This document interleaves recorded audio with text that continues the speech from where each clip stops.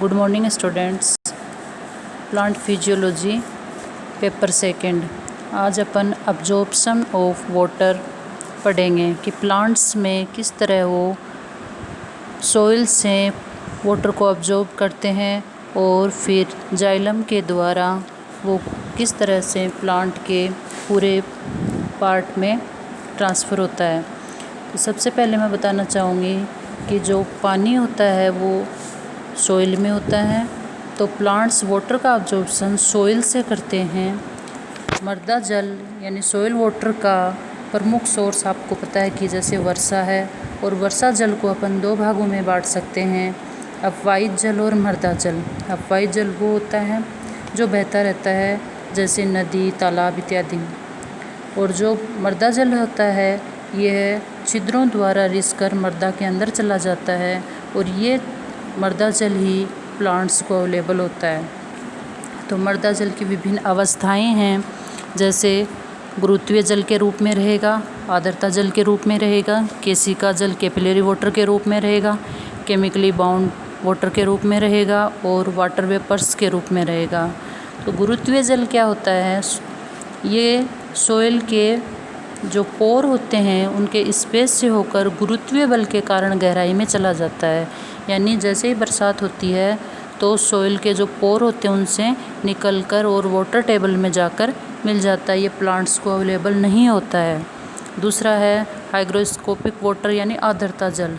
ये soil particle की सतह पर चिपका रहता है या उनके द्वारा अधिशोषित हो जाता है, और सॉइल के साथ ये आसंजन और ससंजन बलों के कारण दृढ़ता से लगा रहता है उनके चारों ओर, इसलिए ये पौधों को उपलब्ध नहीं होता। यानी गुरुत्वीय जल और आर्द्रता जल दोनों पौधों को उपलब्ध नहीं होता। तीसरा है कैपिलरी वाटर।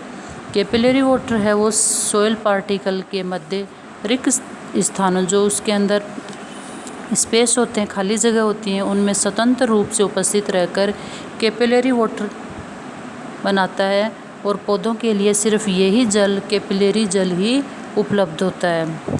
चौथा है केमिकली बाउंड वाटर।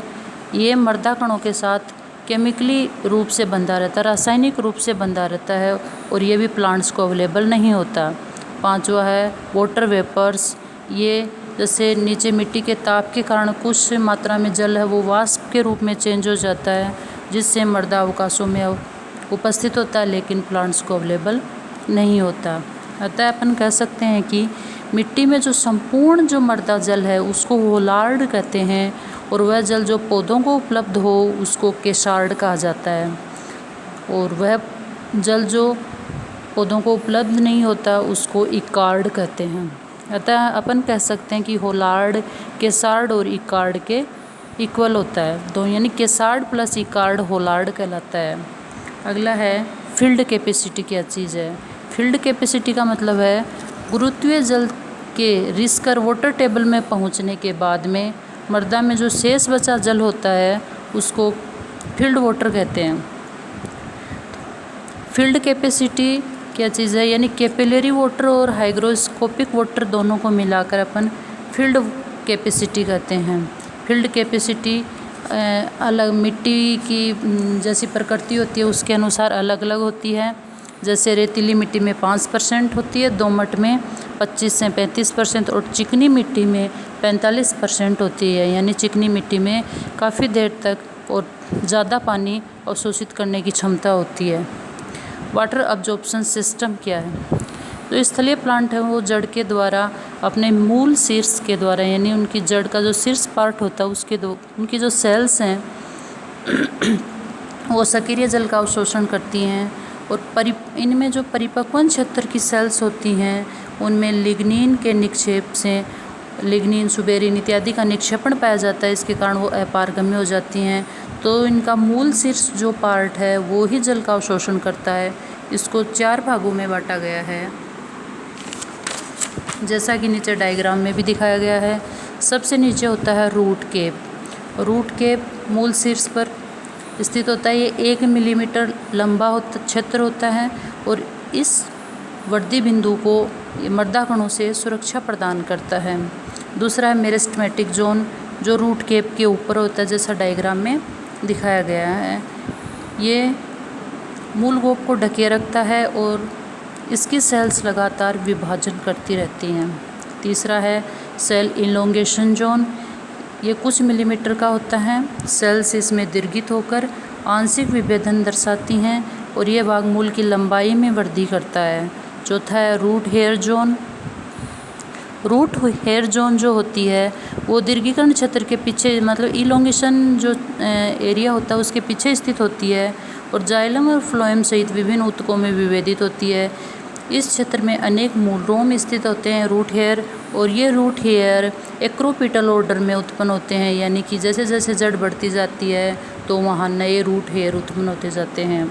मूल रोम का निर्माण एपिब्लेमा सेल के इलोंगेशन से होता है और ये जल अवशोषण का प्रमुख स्थल है। यानी रूट हेयर जो जोन है उसमें ही सिर्फ जल का अवशोषण होता है और उसके ऊपर मैचुरेशन जोन आ जाती है।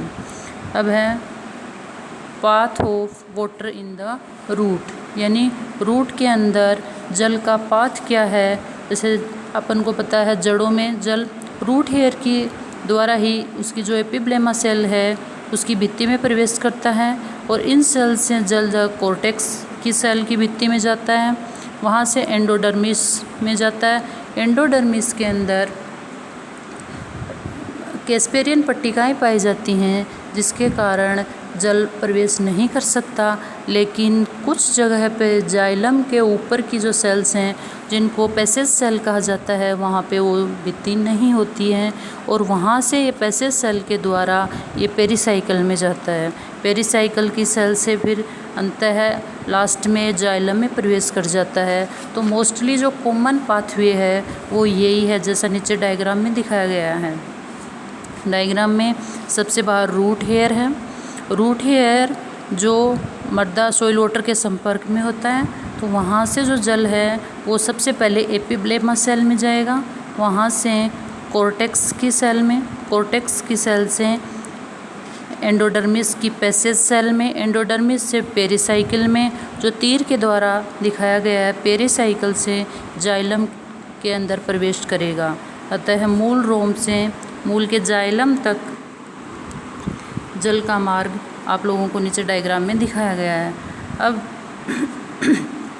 जो ये मूल रूट सेल्स जो हैं या जो अवशोषित करती हैं जल को, इसके 3 मार्ग हो सकते हैं। पहला है एपोप्लास्ट पाथ, दूसरा है सिम्प्लास्ट और तीसरा है वेक्यूलर पाथ। तो पहला जो एपोप्लास्ट पाथ है उसमें एक सेल से दूसरी सेल वॉल के अंदर, मतलब एक सेल वॉल से दूसरी सेल वॉल में, मतलब वॉल से वॉल के अंदर ही पानी का ट्रांसफ़र होता है और ये निष्क्रिय अवशोषण के अंतर्गत देखा गया। मतलब यहाँ पे निर्जीव पाथवे है ये, क्योंकि सेल वॉल निर्जीव होती है तो सेल वॉल से सेल वॉल के द्वारा ये पाथवे चलता है, यानी जल का जो ट्रांसफ़र है वो सेल वॉल से सेल वॉल के द्वारा ही होता है।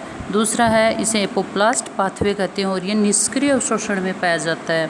दूसरा है सिम्प्लास्ट पाथवे, ये इसमें ये साइटोप्लाज्म से साइटोप्लाज्म, यानी जल है वो पहले सेल के एपिब्लेमा सेल के साइटोप्लाज्म में जाएगा, वहाँ से कॉर्टेक्स के साइटोप्लाज्म में, फिर एंडोडर्मिस, पेरिसाइकिल और जाइलम, इस तरह इनके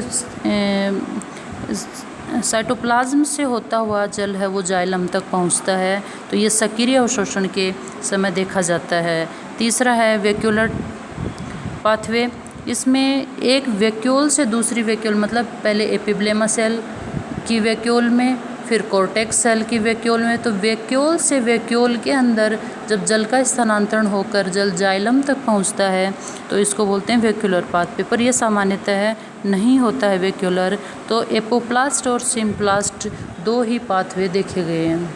अतः आप लोगों को ये जनरल इंट्रोडक्शन समझ में आया होगा जिसमें अब्जॉर्प्शन ऑफ वाटर कि किस तरह से कौन कौन सा अपने सोइल में वाटर अवेलेबल है और उसका क्या पाथवे है। धन्यवाद।